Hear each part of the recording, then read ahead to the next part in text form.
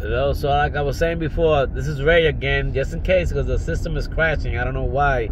It doesn't want to hold. It says it doesn't have enough storage, and it should, but let me keep trying again. So I said I joined Fort Dix. It was cold in the night and very hot in the morning.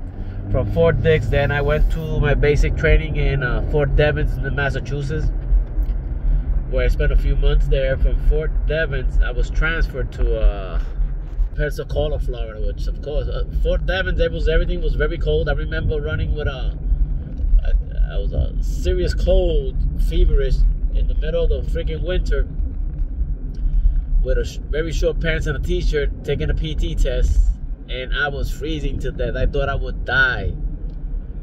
And then I was transferred to Pensacola, which is nice, hot, short pants everywhere you went. It was great. And let me put the other side, because you can't. Just driving by, like I said, I'm doing a scavenge and talk, scavenge and talk. So from Pensacola, Florida, I was there for a while. Then I went to, all this time, starting right there, that's where I met a friend of mine that's in the military, that was in the military with me. I don't want to mention his name, you know, but you want the privacy. But he was with me. He was from Washington State, and I'm from Puerto Rico. We got along great. We went to Massachusetts. From Massachusetts, we got transferred together to Pensacola. From Pensacola, we got transferred. Then after Pensacola, we went to Augsburg, Germany. We were there in Augsburg, and from Augsburg, we were transferred to Bad Island Station, a little secret base. Secret then, not anymore. Secret communications base at the 20 minutes from the Austrian border down south, Germany. It was great. It was more relaxed than it was in Augsburg. I was very military, very gun-ho. I'm gonna stop at this bin over here. I'm gonna check it out. It's a bin like one of those religious schools or something like that, and it normally has a bin. I'm gonna check it out real quick. I can see from a car if there's anything. And I'm slowing down because there's nobody behind me. There's nothing there. There's nothing at the bin. So I showed you guys in the other video. I'm gonna move on. So we had a great time in Bad Island, and then from Bad Island he went back stateside, and I went to Berlin.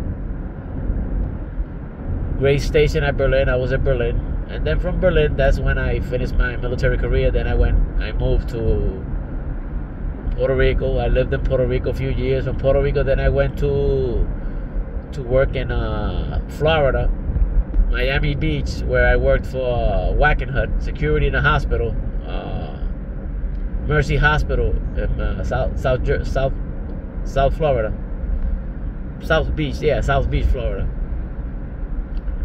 From there, I went back to Puerto Rico, and then I've spent some years in Puerto Rico. I figured then I went to Wildwood to work. I went back to Puerto Rico. Once at Wildwood, I was born in Brooklyn, though. I forgot to mention, I was born in Brooklyn, New York. That's where it all started. Then after that, I got divorced. I went to Wildwood again. From Wildwood, I went to Somers Point, New Jersey, where I currently still live. 10 years. And over here, I have worked at a few places, you know. I used to clean houses when I was a kid. I used to sell, how do you call that? We call it pica. It's like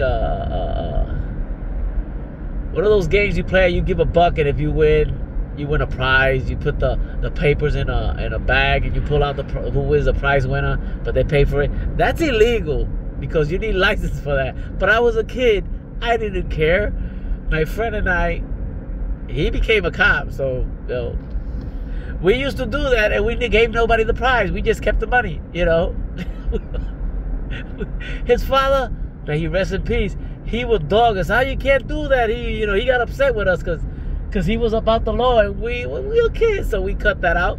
We kept the money. We gave nobody the prize. We kept the prize too.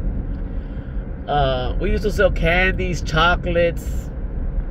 I've been hustling since the day I was born. When you live in a like that type of environment, you have to make some money somehow, legally, or let's say safe, other than drugs. So we did that, you know. We did some stuff that wasn't legal also, you know, like sell liquor or fence stolen goods. Even though we didn't steal it, we were, you know, we did some few things as we got older.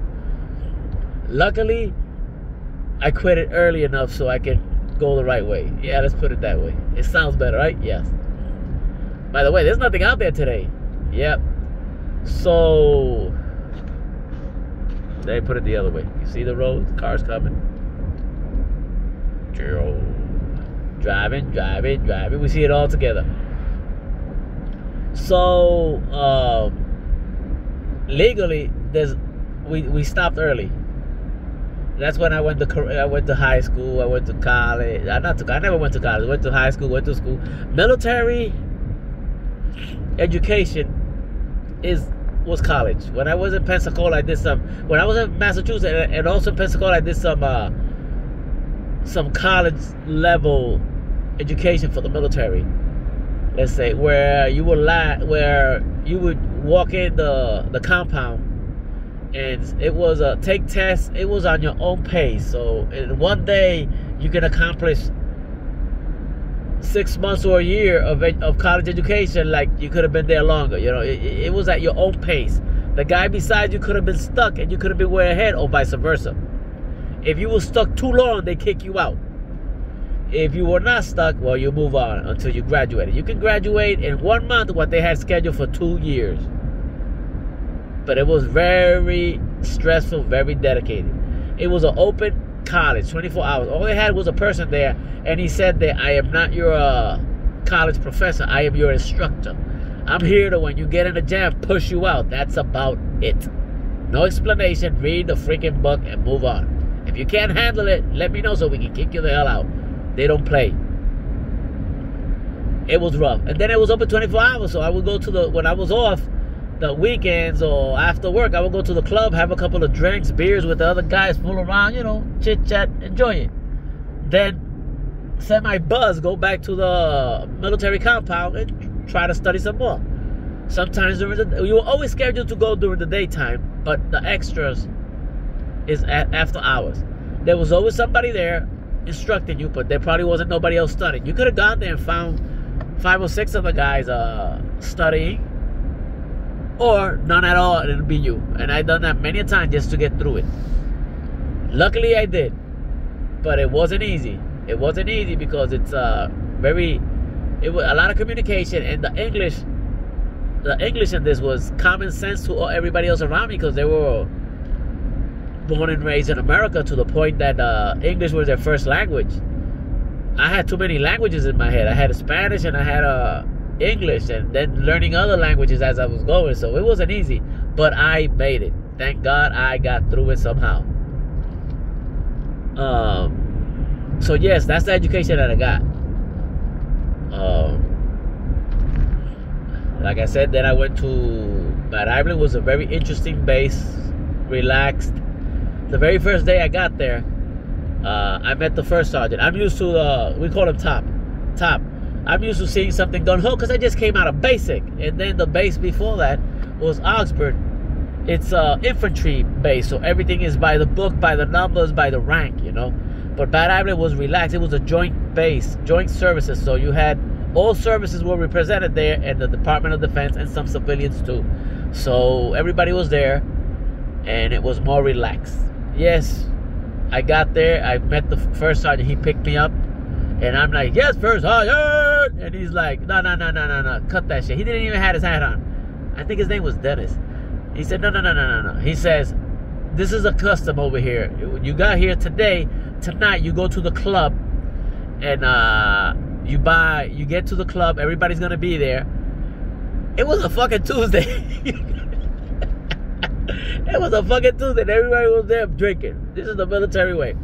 So you get to the club, you get there, and You get to the table where everybody's at. You're gonna see me there, and then you buy a flash of beer, a mug of beer, and you bring one cup, one glass. They'll give you a glass, and a glass of beer, then in the mug, and you put the mug on the table, and everybody starts drinking beer. You serve yourself and everything, and they keep sharing.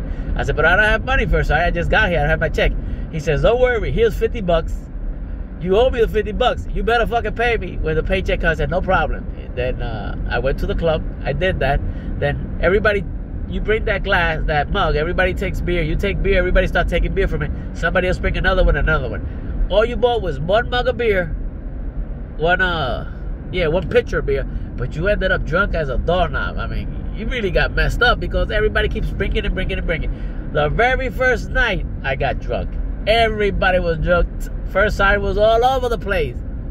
But it made you feel home. The next day, you have to report to the first sergeant again in an official basis. So everything was serious. Everybody had their hat. Everything was like different.